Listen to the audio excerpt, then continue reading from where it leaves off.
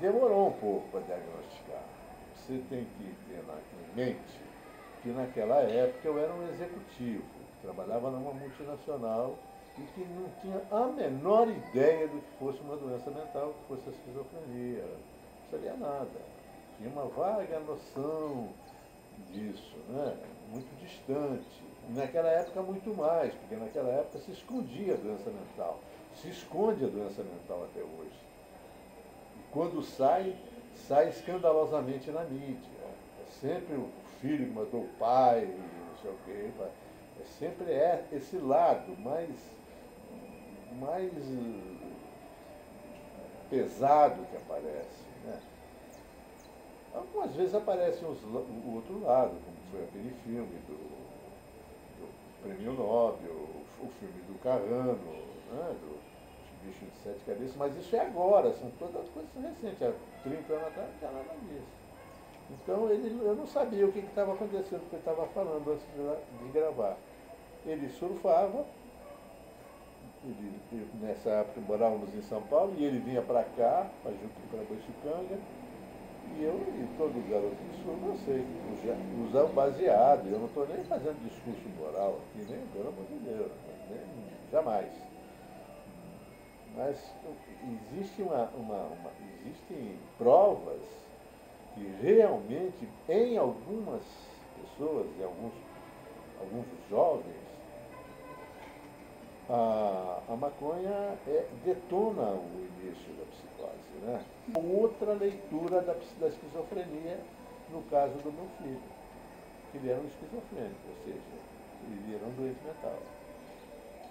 E como é que isso aconteceu? No início, isso tudo que eu estou te falando veio muitos anos depois, quando ele adoeceu pela primeira vez, me agrediu, e eu não sabia nada disso. Então eu comecei a procurar espaços, fui até em macumbeiro, fui mesa branca, esse negócio, eu fui tudo que era lugar, depois eu falava, eu ia atrás. E passei por alguns psicólogos, alguns psiquiatras, etc. Mas, mas era um atendimento clínico, um atendimento assim de medicar e tal. E depois dava uma melhoradinha e depois piorava de novo.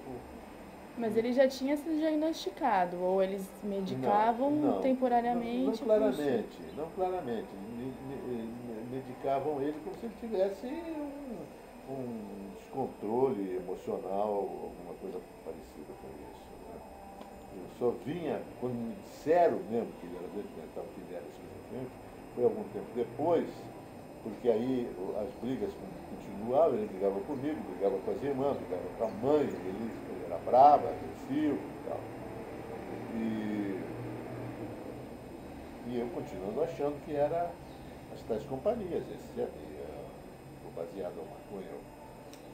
E daí um belo dia, um tio meu quis falar comigo.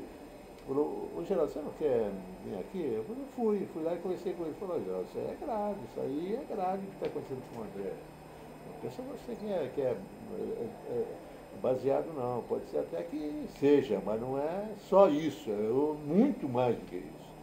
E foi aí que eu fui encaminhado para um psiquiatra, um grande professor lá da USP, lá do Instituto de Psiquiatria do Hospital das Clínicas, Dr. Arthur Guerra.